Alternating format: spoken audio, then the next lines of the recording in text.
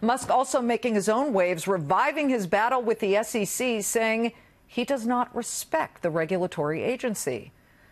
What a shock, Charlie. He doesn't. We knew that, but how's the SEC today taking that? Very well. Where shall I begin?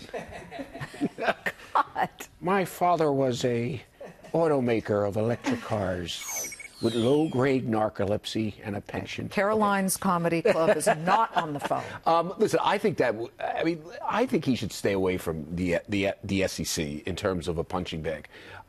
This is the most amenable corporate, pro-corporation SEC in a long time. I know his board members hated this thing because they still have to deal with the ongoing SEC investigation out of the San Francisco office. And, you know, why tell... Listen, they at first were going to bar him as a director or executive of a public company. They backed off and said, you got a 2-year bar on just the chairman. You could still be the CEO.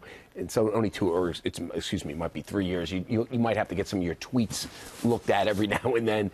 I mean, this is nothing. He got nothing for essentially lying to the investing public.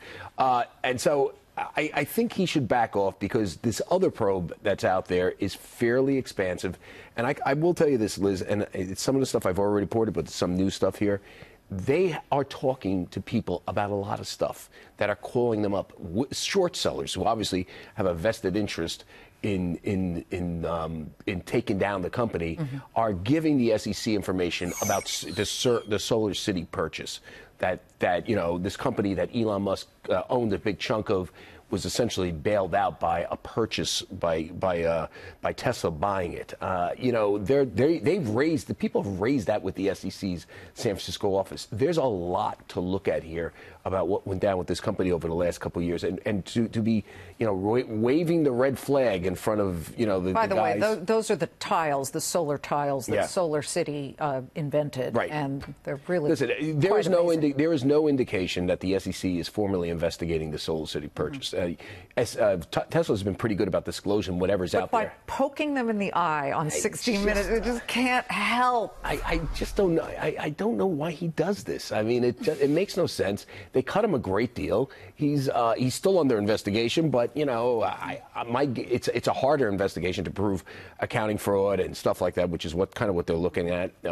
It's hard to prove if they ever go there that Solar City was bought out just as a bailout for his own investment. It's just, but he's dangling the red flag in front of regulators, and I can tell you, I know this.